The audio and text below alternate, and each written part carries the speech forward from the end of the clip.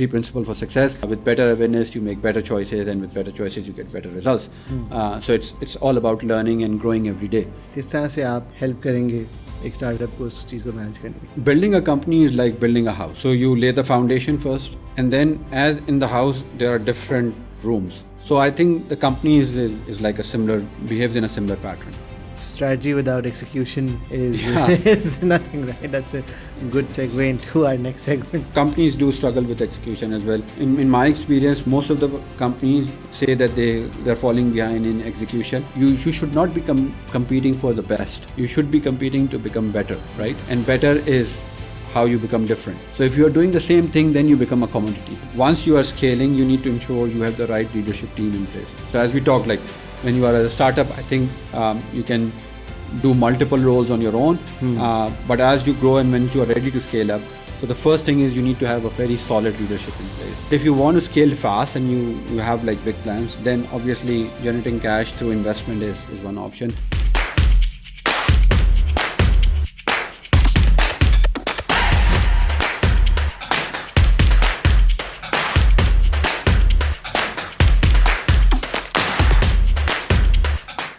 Assalamualaikum Shiraz bhai, welcome to Hapari 7, welcome to Pakistan Association. कैसे हैं आप? Walaikum Assalam. Thank you for having me here, Ali. So nice of you, and I'm doing good. Thank you. अच्छा, आप आए हैं first time मेरे ख्याल में Pakistan Association. How do you like it? How was your experience? I gave you a short tour in the beginning. I didn't knew that you had such a great place here. It was really a eye-opener for me at least, because I've been in UAE, in Dubai for many years, but I didn't knew that you have such a very well-constructed, well-organized setup here. So thank you for having me here, and so nice of you to give me a tour as well. So really amazed with the place here. I think जो सबसे amazing बात है कि it's all community-driven, and a lot of it is volunteer-driven as well, and that's what fascinated me and attracted me as well. कि जब हम as a com जो है ना सही नीयतों के साथ और खुलूस के साथ काम करने लग जाएं तो something very nice can come out of it. No, absolutely. The effort, and specifically as we are doing this podcast right now in the evening, the effort that is going in is really commendable. So hats off to you guys. Good job on that. Thank you so much. अच्छा जी, हमारी audience के लिए आप थोड़ा सा अपना introduction करा दें कि आप क्या हैं, क्या करते हैं, क्या करते थे. So when I was working on the corporate side, on different positions, mainly as an entrepreneur, but I soon realized that I need to switch gears and move towards the entrepreneurship journey. So after working on that side, seeing the challenges which organizations face in their day-to-day and how this can scale and grow, I decided to help organizations create that impact that they want to create. So in one sentence, I basically helps business leaders, CEOs build impactful exponential organizations. So that is what I do. I'm a business coach, I'm an innovation coach, and I'm a culture coach as well. So in short, you can call me as a coach. Thank you. Do you think आपका जो diverse experience था different organizations में काम करने का, obviously that gives you a lot of perspective. What molded you as a coach? I mean, कुछ लोग किताबें पढ़ते हैं और उनको लगता है कि यार सब कुछ आ गया है, but I think that practical element of experiencing different environments, different organizations, seeing what works, what doesn't work, that must play a big role. Yeah, absolutely. I think that's a very important element, but I think for me the most important element was the fact, so I did a lot of research on why you should do something, right? What is your purpose? And I always say that every organization needs to be a purpose-driven organization, and same is with us individuals. So during my research, I found what is actually my purpose towards the work that I do. So that came out to be contributing and influencing others. So in order for me to contribute, I found that coaching is the right area that I can go about. And I'm sure most of you know that there is a very fine difference between consulting and coaching, because most of the people confuse about that. So I found that I'm better off by helping individuals bring up their own brilliance rather than just consulting them. So I love the coaching model itself, how it relates to how you can help individuals to grow and scale. So the consulting and training model is slightly different, which I do slightly as well. But my primary focus is on coaching because of the nature of the attributes and the work that it involves. What intrigues me is कि आप अगर किसी को coach करने जा रहे हैं तो do you need to know that person, or are you able to identify in 130-minute meeting के these are the things that we do? Yeah. So you see, if you talk about coaching in general, every individual, like every high performing individual, would also need a coach. So Roger Federer had a coach. You have a coaching in cricket, but in general you don't see coaching in business. Now this is a very common field abroad, specifically here in UAE as well. But specifically in Pakistan, this is very new. People don't know about this. So when you go and coach someone, it's not about knowing that individual. It's about how you can make him a better person, right? So that is where you need to actually make sure that you are turning him or her into a better person altogether. And if you talk about the organization, it's the same. I think the framework works more on being a peer accountable partner and then ensuring that you get the most out of that particular organization. Because then if you are coaching someone, then you are ensuring that they are ready for the future, right? As compared to consulting, bear on that, but still, once you do consulting, you go and you come out. You are not actually making an impact which is sustainable for the organization or for that individual. I see. Yeah. Also, since you made that analogy between coaching a person and coaching a corporate or a company, how much of your work is actually spent on both sides? Obviously, a company is its people, right? It's a people business mostly, and your value is your people, your talent. But do you also look at overall company when you're going in as a coach or as a, let's say, performance coach? Yes. So when I said that coaching a company, it obviously involves the leadership team mainly. So and if you're coaching individuals, then it's more of an executive level coaching.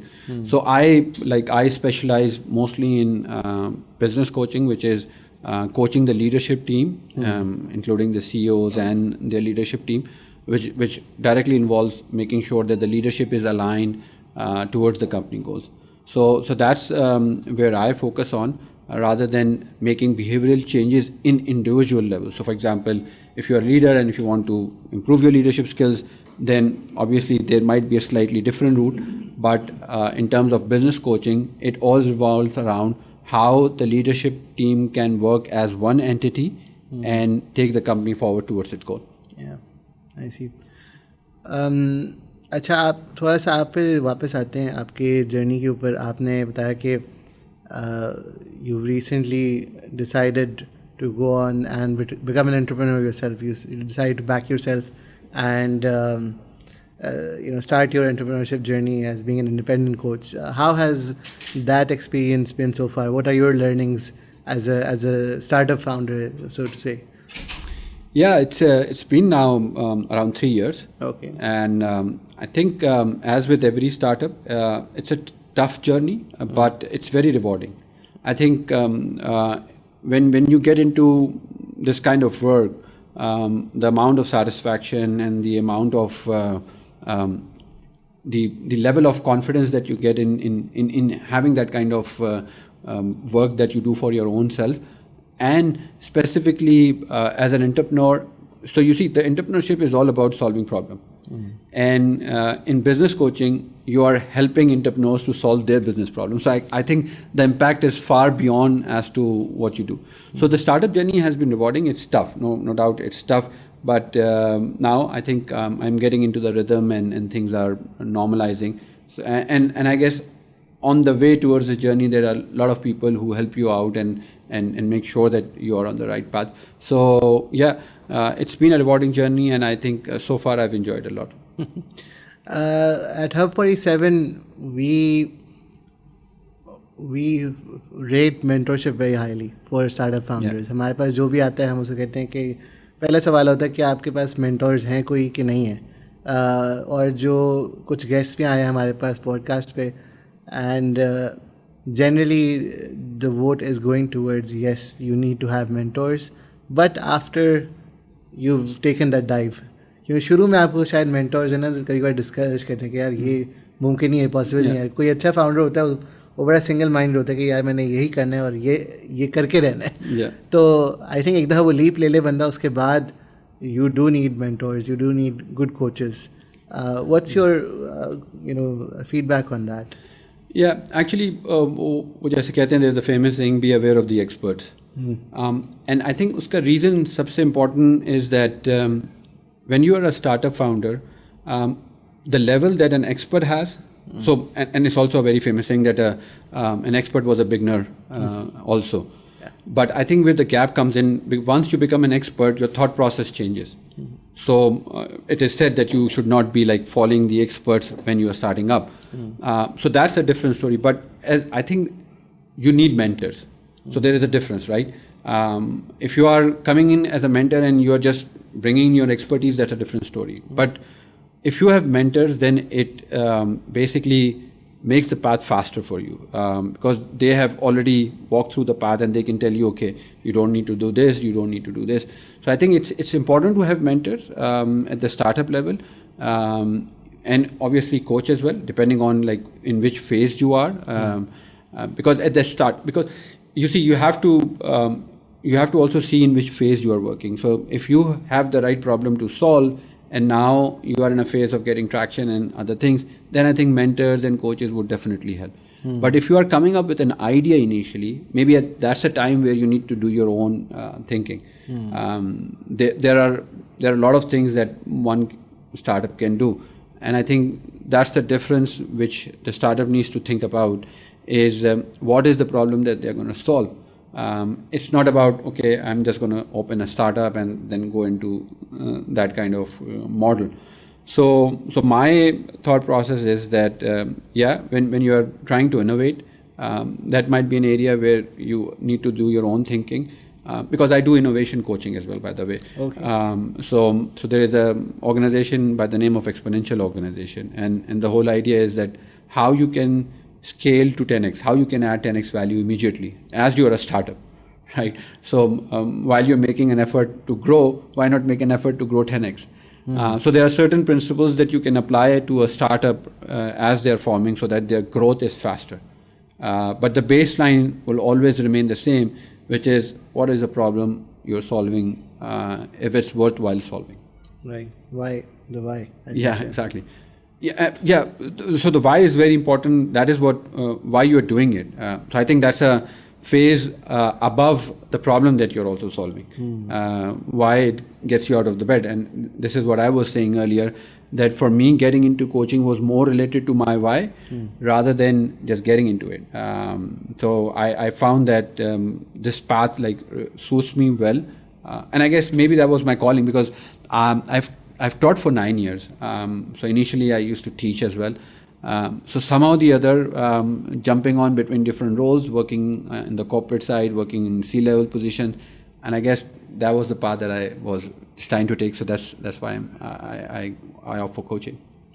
I think I can resonate with that. I also I've been involved in teaching a little bit here and there. And it does, if you are able to get through to your audience and you feel that you've added value, it is very rewarding. It feels rewarding. Did that play a part for you as well? Absolutely. Absolutely. And again, it's about the passion and then, because once you are in this area, it's not about obviously the financial aspect is always there. Yes. But the better reward is, as I said, you are helping others to solve bigger problems.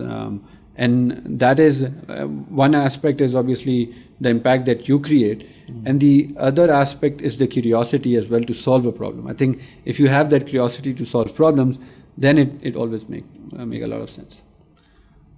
आपने अपने पिछले comment में एक interesting aspect का जिक्र किया था कि स्टार्टअप का जो लाइफ साइकिल है या स्टेज है, it creates different problems, and probably something that was not good for you earlier, like mentorship, becomes very relevant for you.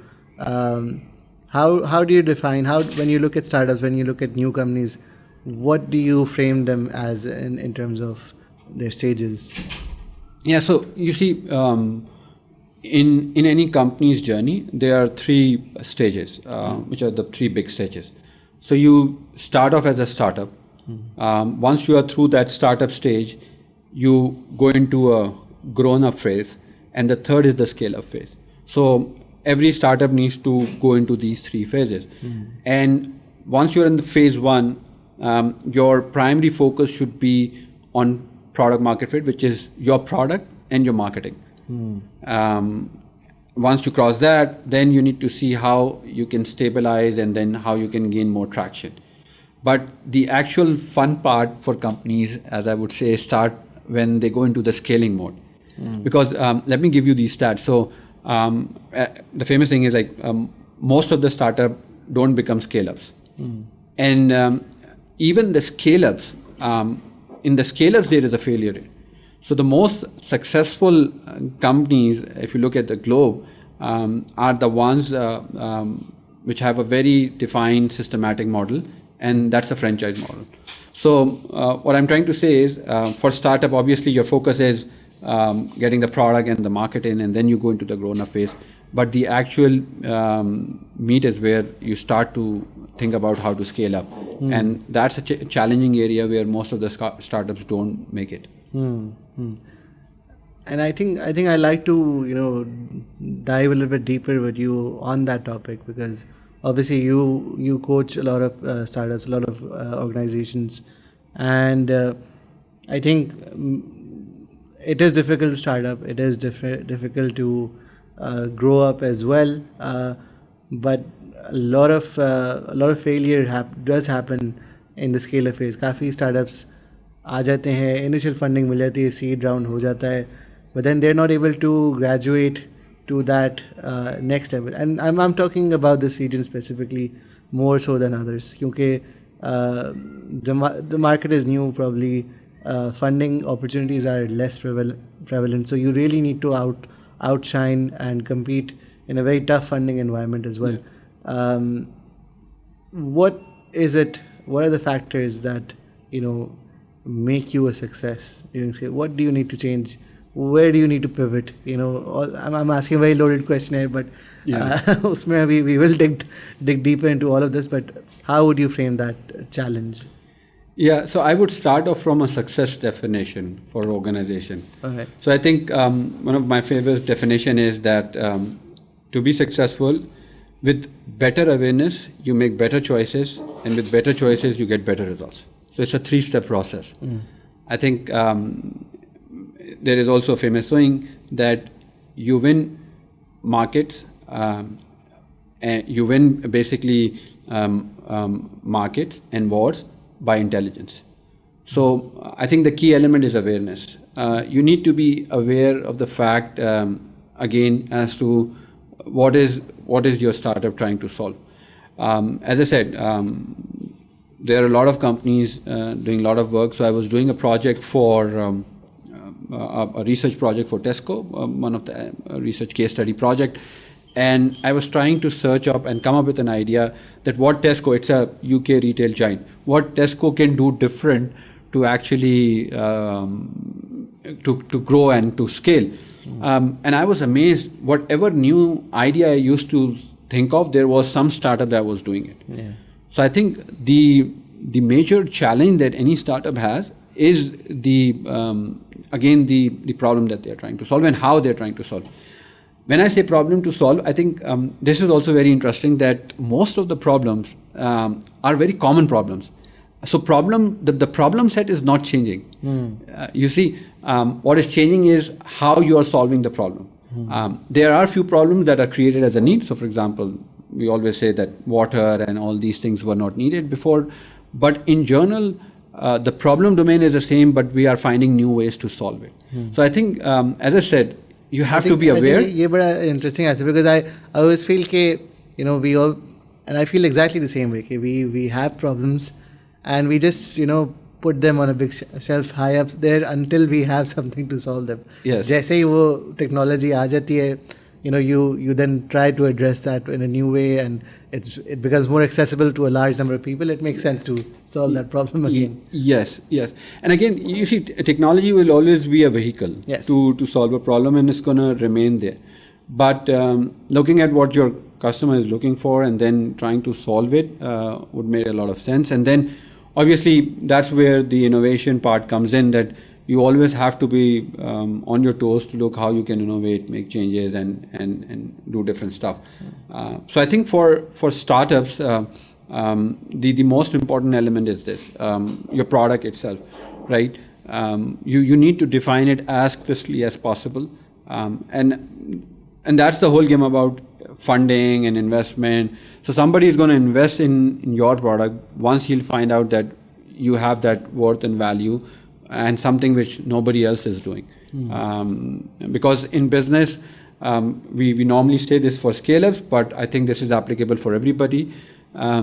You should not be competing for the best. You should be competing to become better, right? And better is how you become different. So if you're doing the same thing, then you become a commodity, which is basically the problem that most of the startups also have and different companies have. So we talk about big data. Everybody now talks about big data. This is a term which has been like coined for past 10, 12 years, but still people talk about big data. And again, as I was saying, with generative AI and all these tools coming in, the problem domain is shifting. And this again is a different topic altogether, because then with AI, the jobs are not going to go away. It's simply the different problem set that we'll solve, and different other things is going to happen. Yes. Achha, is there a metric that you can define for when you grow, when you graduate from one stage to another? What are the indicators that you've now become a grown-up, and when do you go into a scale-up business? Is it a financial metric? Is it a human metric, human capital metric? Itne staff ho gaye hain. How do you look at defining or placing, categorizing startup? Yeah, so I think it involves different metrics. You would not say that there is only one metric that you can define, but the most important metric is that your product has the acceptability in the market. People, you have the traction, and you are able to attract customers through your product. So once you are through that phase, then you are ready to scale up. So before that phase, you need to make absolute sure that the product you are trying to sell, or the concept or the idea that you have, is solving a problem for a lot of people, not only for very few people also. So I think, as I was saying earlier, once you have like the product market fit, and then the second, in the grown-up phase, when you stabilize, you have some consistent kind of lead generation and things coming up, now you are ready to scale up. Because people also confuse the growth phase with the scaling up phase. So as you moved into a traction phase where you have a consistent flow of customer base coming in, this does not mean that you are in a scaling up mode, right? So scaling is that once you have good revenue base coming in, a good team settle in, then you start scaling up, and that's a different ball game altogether. So startup is focused more on your product and marketing. You make sure you have the acceptance in the market. Grown-up phase is where you have a traction, where people are reaching out to you. Your product is acceptable in the market, and once you are at a base level where you have a good customer base, then you scale up. So it doesn't mean that right after startup phase you go into the scaling mode. You have to stop in between to mature your product and then start scaling up, because you don't want to go and scale the product with a weak product itself. I see. Agreed. Scaling, let's talk about that in detail, because I think, again, a lot of information available on how to set up your product, how to grow. You highlighted that you need to be careful whether you are in the scaling stage or you need to spend more time on the growth stage. How do you scale? I mean, obviously I think there are a lot of challenges there, especially for founders who have not gone through a corporate environment as well. So आपने काफ़ी साल गुजारे, आपने देखा different environments. I mentioned that before. If you don't have that perspective, then a lot of new problems pop up, and we hear a lot about talent नहीं है, बंदे नहीं मिल रहे, retain नहीं कर पा रहे, a lot of those challenges that come up during the scaling phase. Opening up new markets, again a challenge, because in a way when you try to open up a new market, you kind of have to take a step back. Entering a new market means you're a new startup in a new market. You need to kind of go back, and then balancing your core market with that new market, that also must create a lot of issues. So we're talking about a different range of problems that any company or startup faces during the scale-up phase. किस तरह से आप help करेंगे एक startup को उस चीज़ को manage करने के? Building a company is like building a house, right? So you lay the foundation first, and then as in the house there are different rooms. So I think the company is like a similar, behaves in a similar pattern. So there are different components that you need to address. So for example, when I say different components, the first and the far most important component is the leadership team. So once you are scaling, you need to ensure you have the right leadership team in place. So as we talk, like when you are a startup, I think you can do multiple roles on your own. But as you grow and when you are ready to scale up, so the first thing is you need to have a very solid leadership in place. The second area is, as you said, the talent pool. You need to ensure that you have the talent pool available also. You also need to work on your strategy. I think one of the common pitfalls that I have seen is, that people don't understand. I would not say don't understand, but they confuse strategy with execution. So the term that we use in our terminology, when I say we in the coaching world, is strategic thinking and execution planning. So strategy is always long-term thinking. So you do strategic thinking, you do execution planning. You also need to focus on systems. So as you scale, you cannot scale without systems. So that's also another area. And the last room in the house would be you need to focus on cash, which is the oxygen for your organization. So all of these areas, and that's why scaling becomes difficult, because you need to now look into multiple dimensions of things. So what I have done is after doing this for now 5 years, just to make it more simpler, I have combined this into 3 simple elements. As I said, less is more. Yes. So the 3 areas is people, strategy, and execution. So if you can master the art of people, strategy, and execution, I call this as a PSC framework. So if you can master that, then scaling would be easier and simpler rather than it becomes a nightmare. That's really nice. I think जब आप उसको एक simple framework में frame करते हैं, it becomes a little bit more understandable. I think obviously these are all not easy problems to solve: people, strategy, execution. And a lot of people probably fail at execution as well because they haven't done the first 2 things right. Yeah. It's probably a 1, 2, 3 thing. Pehle people, is it 1, 2, 3, or is it can it be addressed independently as well? Yeah, it can be. To be honest, it can be addressed independently. The reason being, it depends on the organization state as well. So, for example, if it's a very, very new startup going into a scale-up, then maybe it's an order of people, strategy, and execution. But if some organization has already mastered the art of people, they want to build strategy. So it can vary. It is not necessarily that you go into a circle kind of a thing. But yeah, you can pick up a phase and ensure that you master that depending on which stage you are in your business life cycle. Great. So let's dig deeper into this framework, and wherever you can, I would love to hear about war stories and cases. I think that adds a very nice perspective to all of it, and you've probably seen a lot of them. Going into people now, probably one of the most difficult challenges for a founder is to let go of the reins and delegating. I think किसी भी individual can professional journey में भी ये एक मुश्किल पहलू आता है when you head into a management role. You need to learn how to delegate. You need to learn how to trust people. And I've spoken to other people as well. आप किसी को देख रहे होते हो कि वो बंदा स्ट्रगल कर रहा है काम पे, जो कि आप 5 मिनट में कर सकते हैं, वो 1 घंटा लगाएगा. लेकिन you need to learn that patience to let them learn it themselves. How often do you see that out there? कितने लोगों को ये चीज़ सीखनी पड़ती है या सिखानी पड़ती है आपको, और कैसे सिखाते हैं? Yeah, you see, leadership is all about how you leave the other person better, right?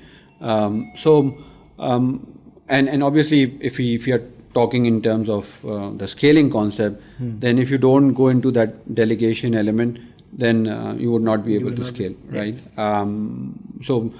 Generally, the problem in this phase is like most of the entrepreneurs, they are working in a form of what we call it as a you operating system. So this is just all about you, like about me. But what they need to do is they need to move from a you operating system to build a business operating system, and that's where the scaling up actually starts to happen. So that's, and in the business operating system, it's a very key element. So when I say operating system, it just emphasizes the fact that you need to ensure that you empower people to do the things that you would like them to do, because it's all about teamwork, right? If you want to scale, then you have to scale as a team. So what you said is necessary. So talent is a very key component in the people framework that I basically tell different leaders as well. But what you need to see, you need to have a fine balance as well.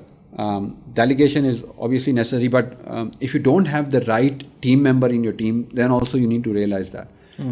So we call this concept as an ABC player concept, which is that, and again, the idea is not to label people in terms of who is A, who is B, who is C, but this is just to ensure that you have you are spending your energies in the right context as well. And again, this is just coming out of the question that you asked. So for example, if you have a C player, which is a player which is kind of toxic and who's not like performing, then you need to ensure that the cord is cut right away, so that you can focus on turning B players into A players, and the A players can perform. So I think it's very important to realize where you need to spend your energy. Delegation is important, but if you're trying to delegate to a C player, then obviously the progress is going to be very, very slow. इसको मैं थोड़ा सा Pakistani context में frame करना चाहूँगा. अक्सर जो होता है सी प्लेयर कोई रिश्तेदारी होता है कंपनी में आता है. हाँ, देखिए, अगर if you talk about the context of a family business, and where if you're trying to bring in an individual, then it doesn't work out. You see, if businesses are to be successful, and that's what I said, if you look at big companies, successful companies, they have become successful by following certain principles, right? Which is again the core philosophy of the company as well. So So there is no harm in hiring a relative. I have no grudges on that. But I think what you need to understand again is you just filter out based on what your organization need is. If he or she is falling into that unfortunate C level, then you need to take the right decision, because that's where the leadership comes in.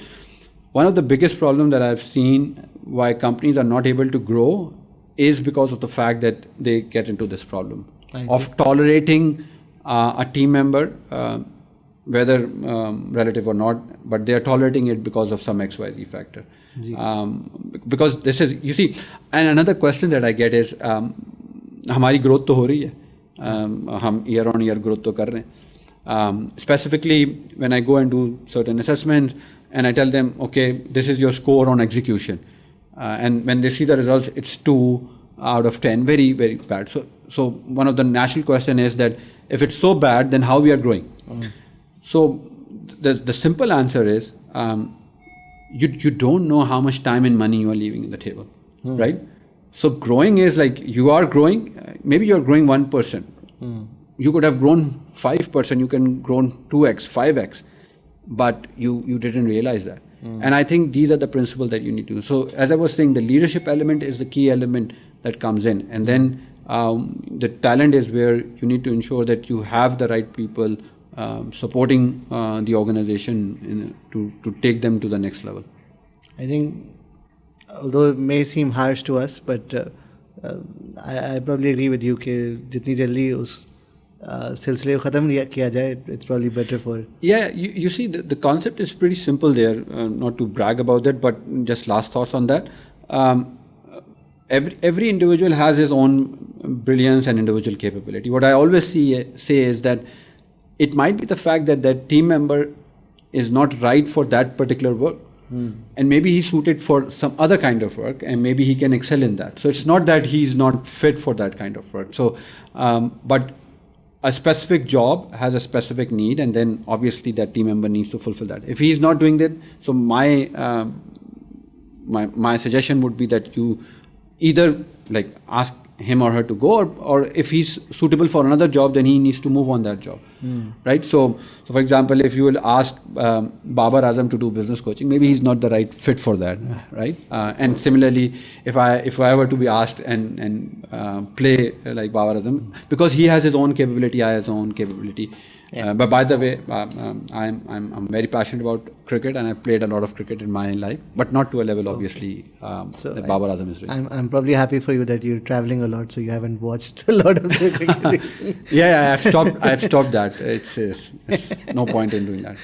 लेकिन there's another challenge and difficulty that I faced as well, and that's recruitment. You interview someone and they look perfect for the job, they have the right experience, they have the right profile, but then as soon as they start working for you, आगे पता चलता है यार ये तो बंदा नहीं है जो मैं सोचा था. So in the PSC framework or the people framework, one of the first thing that we do is setting up the culture of the organization, or even like defining the culture of the organization. Every organization has a unique culture. When I say defining a culture, I meant that whatever culture exists, you define it. Culture is mostly embedded in the roots of the organization.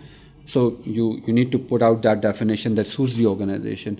So once you define the culture of the organization, then it becomes easier to address this challenge. Because you need to ensure that whoever is coming into the organization fits the culture. Because if he or she is not, then the problems are going to come in. You basically initially hire for attitude, right? You don't hire for the resume itself. The skills comes later. But if the attitude or the culture alignment is not there, then it's going to be a problem. So I was doing a project in Dubai, and as you said, sharing a story. So this company, so in culture specifically, we measure culture. So one of the key tool to measure culture is the ENPS. So which gives you a gauge how well your people are engaged in an organization, and to an extent they would not leave the organization as well. So they had a score of good 60 plus score, which is a very good score in ENPS. They hired one person from outside. He was on a director level position, and their NPS score just dropped to minus. Oh wow! So the founders were really the founders didn't get like what is actually happening in the organization. So we run a dedicated culture program as well, just to ensure that the organization culture is according to what the organization is, and the foundational element, which is the culture, is set right. So we came in and we did some analysis, and the bottom line was that because of that new hire, which was on a director level position, everybody in the team was not happy, because that individual himself was a toxic team player. Although in terms of work, he was excellent, bringing in new business. So the founders were in a limbo of making that decision what they do. Again, you hire, you keep that person, or you fire that person, or we call it in our terms as unhire. So do you unhire that person, or you keep that person? And eventually the founders had to let them go, because if they would have kept that person on board, then other team members would have left. It was creating such a mental health issues for others, because that individual himself was toxic. And when I say toxic, in leadership role, not giving credit, blaming others, so a lot of problems on that sense. So the first element is you build the culture, and culture building is all about building engagement. I was reading a recent stats in Gallup. So if your team is not engaged, it is costing in the entire world the GDP a $9 trillion of loss. Wow. So actually, if your team is not engaged, in terms of monetary value, it also costs. We don't realize this because this is a soft element. So I think, very, very important step if you're trying to build up an organization, scaling up an organization, your culture has to be absolutely rock solid. Scaling up, do you need to change your culture a lot as well? Is that very, very interesting question. So you see, how do you define culture? What's the definition of culture? That's also a $1 million question, because it's difficult to come up with a definition. So I see culture as three things. One is your core values. The second are the behaviors in those core values, and the third is the norm of the company, right? So if you feel like that you have these three ingredients already in your company, and once you define it, so there is an exact process that we go about and find out if you have those ingredients or not. So if you have that, then you don't need to change. So for example, if you already have core values, you just need to ensure that you define those core values in such behavior that people could follow. So the idea is that people should behave in a manner as leaders if leaders are not around, right? And then the norms of the companies is how the company is all about. You don't need to change that, right? Because as I was saying, your culture is unique to you. But if you want to have some inspiration in your culture, then you can also go about and make certain twists based on what your future needs are. Yeah. And I mean, because this question popped into my head when you were talking about recruit policy, and you do sometimes recruit people who don't fit your culture to try to change your culture, to give a little bit of a shock. Especially when you're trying to become more of an enterprise than a startup. Yeah, I think that's not the right approach. So you have to define your culture and make sure whoever you are bringing in matches your culture, right? Now again, it's a very lengthy debate, but the question is that how you ensure that somebody else who's coming from outside gels into your culture of the organization, because he might be coming from a different organization, or it would be a different culture altogether. Yeah. And that's where the behavioral part of the culture definition comes in, and your norms come in. So then you have to ensure that that particular team member understands the behavior and then follow that behavior. Shall we move to strategy now? Yeah. I'm very interested in that. Okay. Yeah, absolutely.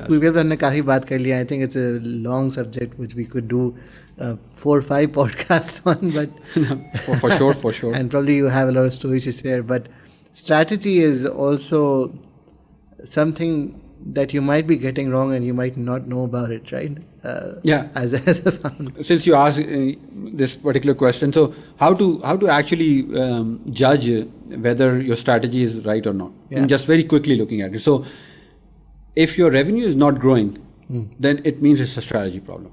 Okay. Right, as a starting off. And if your profitability is down, then it's an execution problem. So since you asked that how you know your strategy is right or not. So that's like the first, obviously this is not the only element, but just to get a nafs check karne ke liye, if you just want to have that, so you can quickly do that. That's really interesting. Perfect. And so in terms of strategy, as I said, strategy is always long-term thinking, right? So I was working with one multinational company. So they were at that point in time close to 1 billion euros in revenue, but they were still struggling. So that was an eye opener for me, right? Because you see, if you have that kind of a revenue and you are still struggling, then what's the problem? And then they started their complete business transformation journey, which I was part of. And then again, as I said, since this was mainly a different challenge, so they had to do this strategy altogether. And we have this famous saying in our coaching world, which is revenue is vanity, profit is sanity, and cash is king. So it suited this particular scenario very nicely. They had the revenue, but they didn't have the profitability and cash to further scale the company. And then they started this transformation journey. So strategic thinking is again, if I were to simplify it, it's all about how you can be different and how you have a different, unique value proposition in the market. So there are multiple elements of strategy, obviously, but due to time, I think if you can ensure that you are different, again, you are not competing to be the best, as I said earlier. If you ensure that you are different and your unique value proposition is there, then I think your strategy would take you to the point where you're trying to go towards. How easy is it to again change strategy, or that you're doing something and it worked for you in the past, and that's why the initial gut feeling for any founder, I assume, would be कि यार ये चल रहा था ऐसे ही चलना चाहिए, यही हमने बार बार करना है, and इसी को हमने कॉपी पेस्ट करना है different जगहों पे जो भी है. But as you said, sometimes it's not working if your revenue isn't good. I think that's an amazing way to just simplify that thought process कि whether your strategy is working. अगर revenue नहीं बढ़ रहा आपका, तो what can you do to change strategy? How do you go about changing? You see, so for strategy, as I said, it's the long-term thinking process. But the entire business cycle has to be an agile business cycle also. So we talk a lot about agile. So we have to follow agile business growth model. It cannot be like you have said something and that's like in stone and you cannot change it, right? So strategy is or business is like in a similar manner. You have to ensure that you are agile, but you have to start off from a long-term thinking. You have to set up a unified vision first, where you want to take the company in next like even 10 years. Setting up a vision is very, very important, and a unified vision is important. So you see, the common term used previously is vision, but the key concept is unified vision. And why I say unified vision is because you have to take your team along. Your team needs to understand your vision and take the company forward. So you need to have that unified vision in place. So there is a term that we use is the clarity compass. Okay. Right. So you need to create that clarity compass for your team, because most of the problems that most of the entrepreneurs have is they are distracted. They don't have clarity as to where they're trying to take this organization. Sometimes they try this aspect, sometimes they try this aspect, and that's why you're saying one strategy is working, one is not working. But to me, strategy, like business strategy in general, if I talk about business strategy, because there could be like different HR strategy and other strategies as well. But for business strategy, it starts off with the unified version.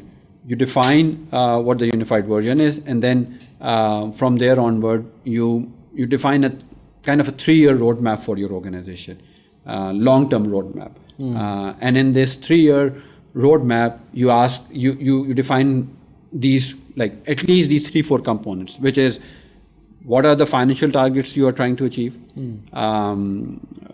what products you will sell, where you will sell it, as you were saying earlier, in which markets you want to go, and what you should be known for, like what is like exactly the company should be known for, and lastly, what exactly the company would look like in 3 years. So again, creating a unified vision and then creating a 3-year roadmap as to what is your sandbox, what kind of products you will be selling. So this brainstorming needs to happen. And once you have this clarity, then the execution is going to start. You see, because the problem comes in when you don't have this clarity and you go into the execution. And that's why you have to change the strategy frequently. Obviously, it can change in between as well. As I said, it's agile process, but in general, you need to do very thorough thinking before you actually move into execution. Innovation has to fall as like part of your strategic thinking process. So you have to ensure that you are continuously innovating. But talking more about cash, so you see, growth sucks cash. That's also a given kind of a thing, because once you are scaling, you would need a lot of cash to ensure that you are growing continuously. So that's a given factor that you need to ensure. Then, so in order to obviously solidify that, you need to ensure that your cash conversion cycle is very strong, right? So we use a methodology to ensure that we call it as a 1% methodology, which is if you are able to improve 1% in different components of your cash conversion cycle, then you will be cash healthy.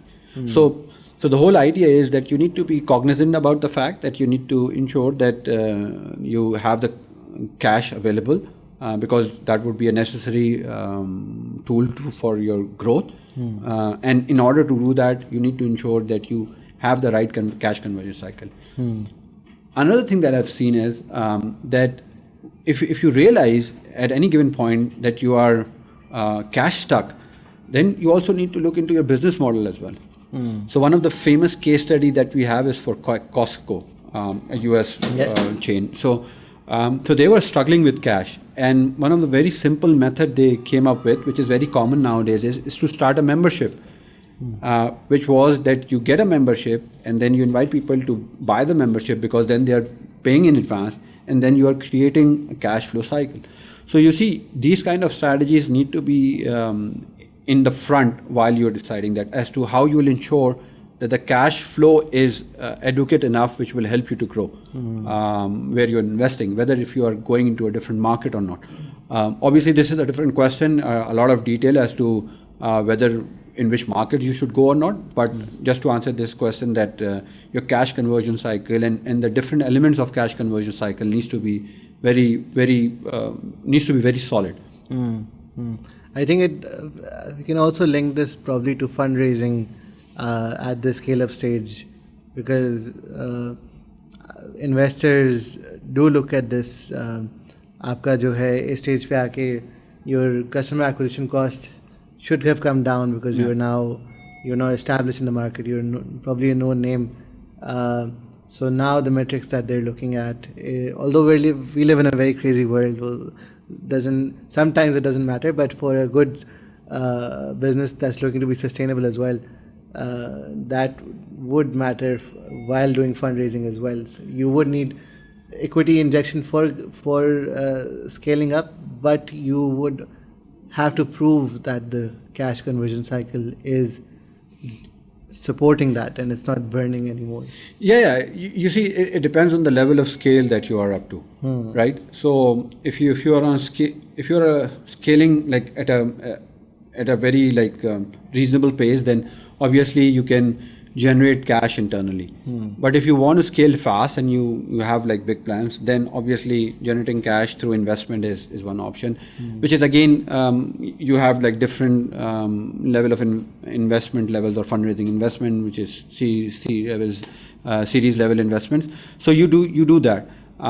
Another option that most companies, and you might have seen that big companies do, is go for an IPO. So that is also.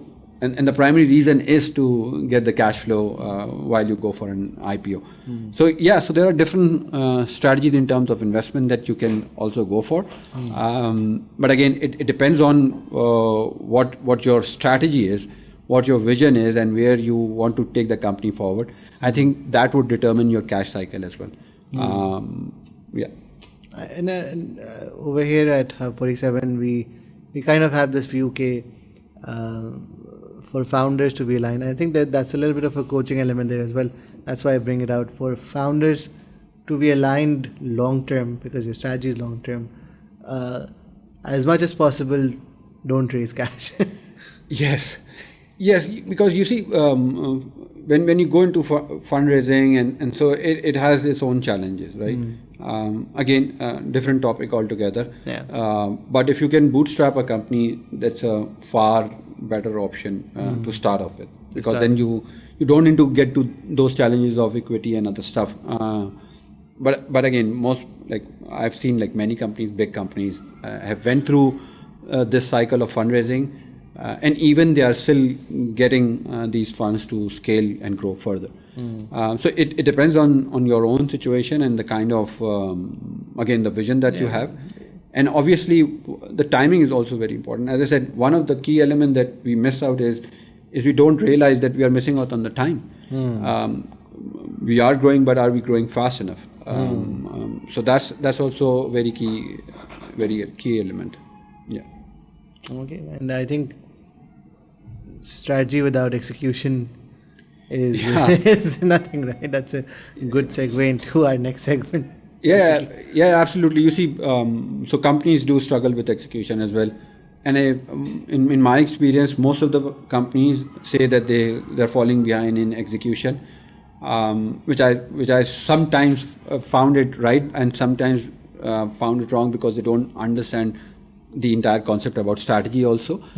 But execution is all about, as I was saying earlier, getting that operating system ready, business operating system ready, right? So you have systems in place. You are ensuring that your systems are optimized. You have an execution clock, right? So I call this as an execution clock. And just to very quickly give you what execution clock is, it's how you start off from your marketing, and how your marketing is converted into sales, and how your sales, when the sales is done, how your delivery is performing, and how the cash is generated. So that's the execution clock. So for execution, the execution framework, your execution clock needs to be rock solid. You need to ensure all these elements are moving in the right direction. And again, you see, segregating these is very important. So people ask me, like, you talk about strategy and you don't talk about marketing, because marketing is part of execution. It's not part of strategy. Why this segregation is necessary? Because then you are able to address that challenge properly.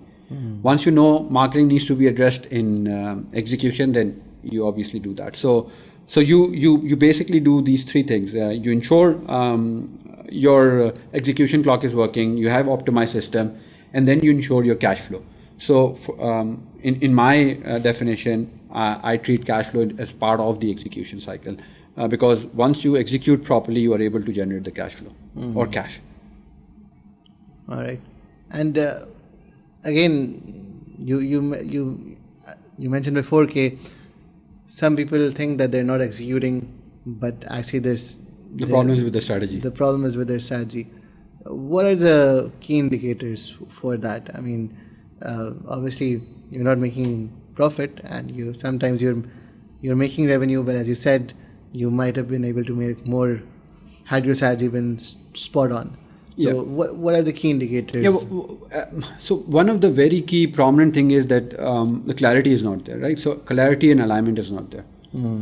If you're doing one thing one time and next morning you are trying to do something else, then this kind of distraction is a clear indicator that things are not in place, right? So as I was saying earlier, strategy is all about your North Star, right? You know where you are heading towards, and then you go all guns out in executing that. But if you feel like that you're moving in the wrong direction, this is not right, this new tool you should be using, this new technology you should be using, then it's clearly a strategy problem. So execution is more of doing the stuff that you have agreed on strategy, right? So once you know that, I think it would be more easier to execute. I think the major problem जो मुझे नज़र आता है वो यही है कि the strategy elements are not defined properly. You don't have a clarity in what you, and the team is not also aligned in that element. So once that, so that's a very, very key indicator, and obviously revenue and profitability are the two separate indicators as well. And you see, execution is all about ensuring that you have a sustainable organization, right? So growing an organization also means that you are growing its sustainability. So COVID is a prime example. It happened. Organization had certain strategy. Now, again, people do ask me this question that you planned for long term, COVID happened, you didn't. What about your long term planning and your strategic thinking concept? So, but you see, the people who had a strategy, they were able to pivot faster because they had this concept of making changes to their strategy. Right. So, and as I said, it has to be agile. When I say it is long term, it doesn't mean that you cannot change it, but you don't change it every other day. It has to be a fixed pattern that you do and go about it. So that's the element. And then I think focusing more on execution, it's all about, so execution is all about discipline. Yeah. Right. So as the famous saying goes, if you are opening a restaurant, what are the three things that you look for? It's location, location, and location. And in terms of execution, if you need to do three things to ensure that your execution in a proper manner, then the three things are focus, focus, and focus. So that's why I was saying in execution you need to focus. You just need to ensure that you are focusing on the right thing.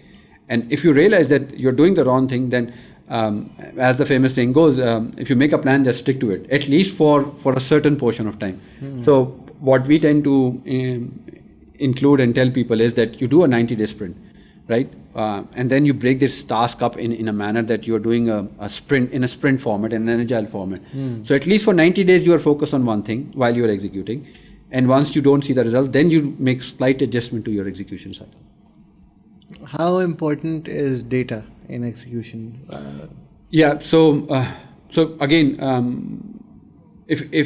so for execution, there are three things, right?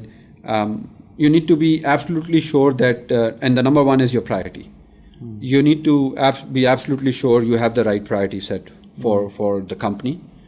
The second element is the data and the metrics. So since you asked, and the third element is your meeting rhythms. I know meetings is a concept which is a lot of meetings, a lot of wastage in terms of meeting rhythms. But if you do meetings properly in a rhythm, then you are able to take faster decisions. So priority is all about, making sure everybody knows what to follow, they are aligned, everybody is working on the same goals.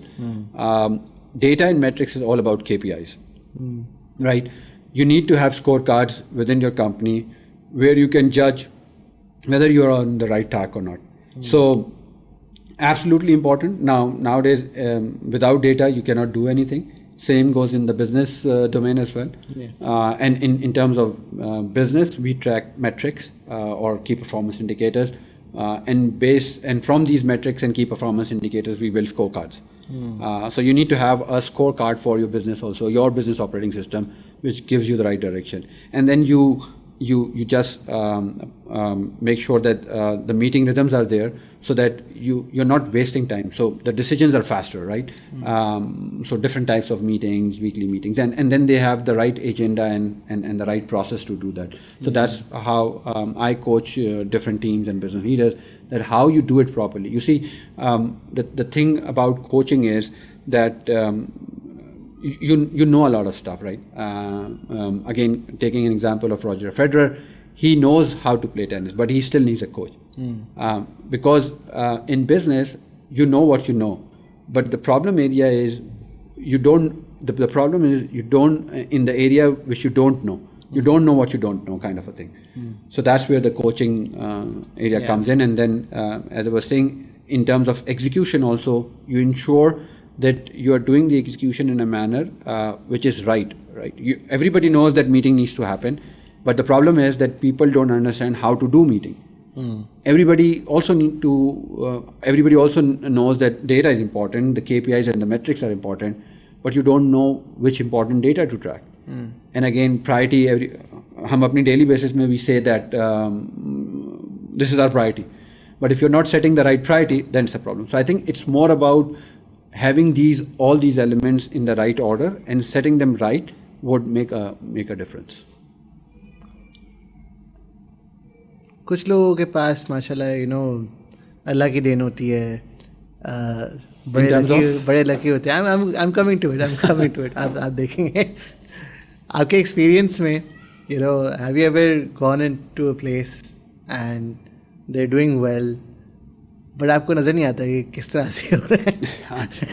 Have you seen that in actuality? And obviously those are prime examples of people who can probably 10x themselves with a little bit of coaching, a little bit of structure. Marketing कोई strategy नहीं है, फिर भी काम बहुत अच्छा चल रहा है. You know, you must have seen those examples. I've seen them.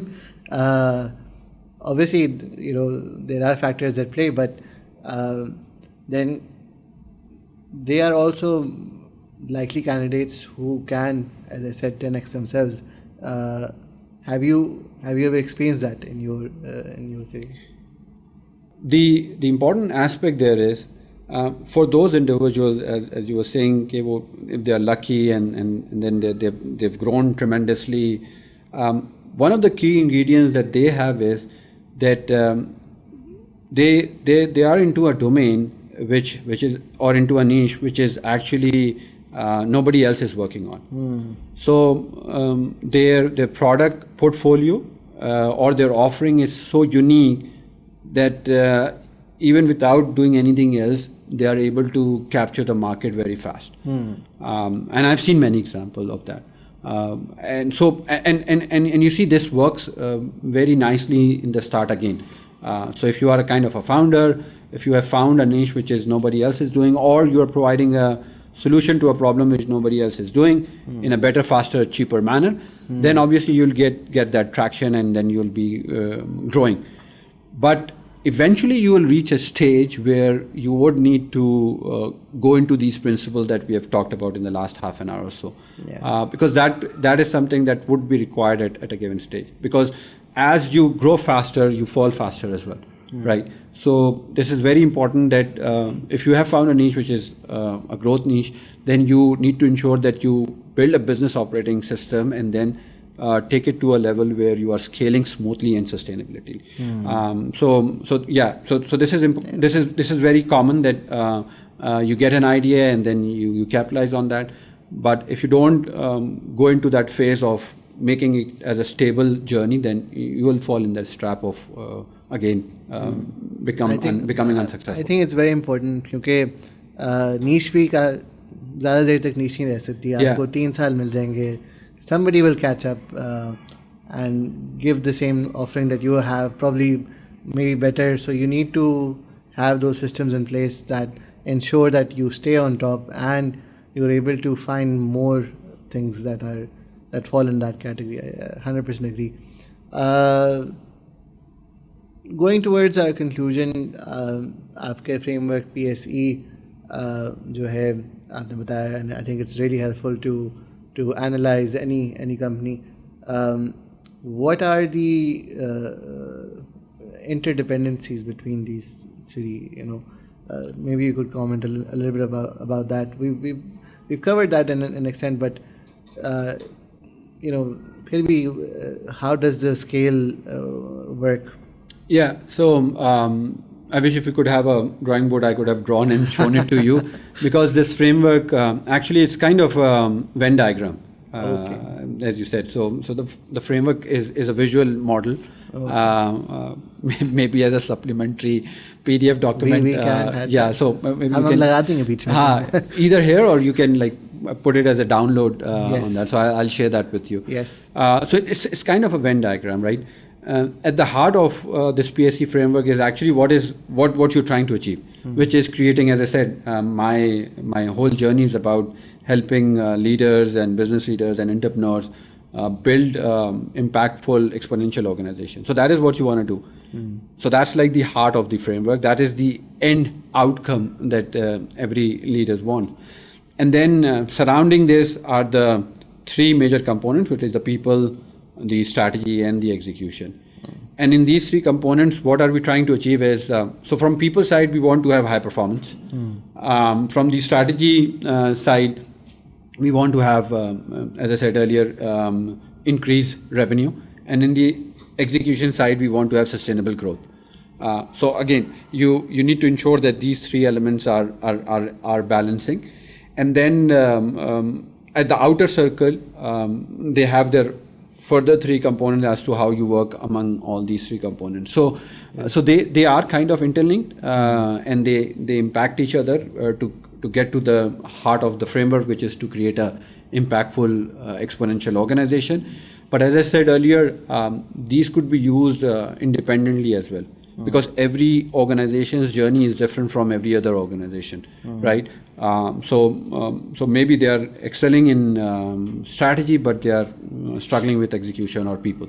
But that all depends on once I go into the organization, I see what is the need that they have right now, and then take it from there onward. So again, this is a complete business transformation journey, and you need to ensure that you follow that path, because it doesn't happen overnight also. So that's also a myth, I think. What you said earlier in terms of some organization growing like very fast, 10x, and as I said, so that's based on the idea or the problem that he's solving or the company is solving at that point in time. But eventually, it has to stabilize and take this kind of framework or path to ensure that it gets the maximum value, and then they remain relevant in the market also. Every organization which is in the scaling mode needs to ensure that they're in the learning mode as well. So if you're not learning, you're not growing. So I think this is a very important tip as we have been discussing. And you remember my three principles, not my three principles, but the three principles for success. With better awareness, you make better choices, and with better choices, you get better results. So it's all about learning and growing every day. And lastly, I would say the culture or the engagement of your team, right? Because we started off by saying like businesses are made by people, right?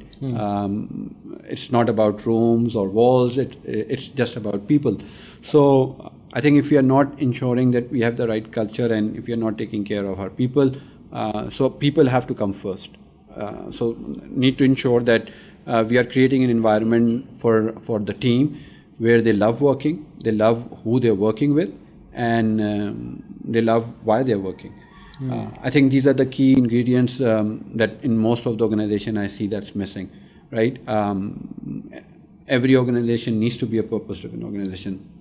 Now with Gen Zs and hybrid work and remote work, it has become very difficult for teams to be engaged. And I think the key ingredient here is the culture. If you set the culture up, and again, setting the culture and living the culture are also very important. So you set up a culture and then you just forget about it, it would not also work. You have to live the culture. So as we call it, like a CEO is the chief energy officer, right? You have to ensure that the energy is there, because if a team member is working for your company, he needs to have that kind of energy. As an entrepreneur, like you have the energy, you have the passion because you have built the company, you have the product, but you need to go into the shoes of your team members to see what will motivate them. Great.